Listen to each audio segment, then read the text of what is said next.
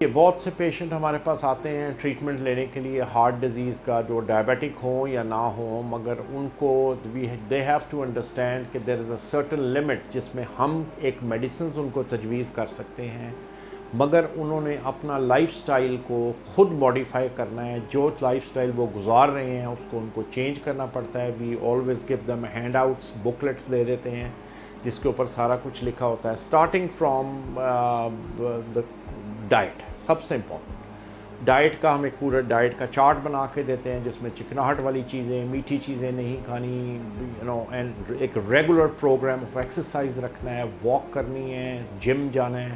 اگر وہ اسموکر ہیں ان کو اسموکنگ چھوڑنی پڑتی ہے، ویٹ کو کم کرنا پڑتا ہے، کہ ریگولر ایکسرسائز پلان یا جم میں جانا پڑتا ہے. Whatever they want to do.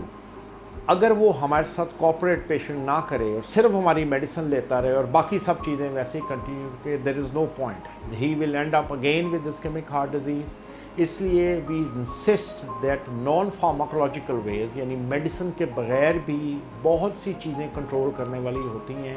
Medicines is part of the treatment, is just one part of the treatment جو ہم دیتے ہیں. اگر پیشنٹ اپنے آپ کو موڈیفائی نہیں کرتا اور اپنے آپ کو ریکٹیفائی کرنے کی کوشش نہیں کرتا، ہی از ان ٹربل.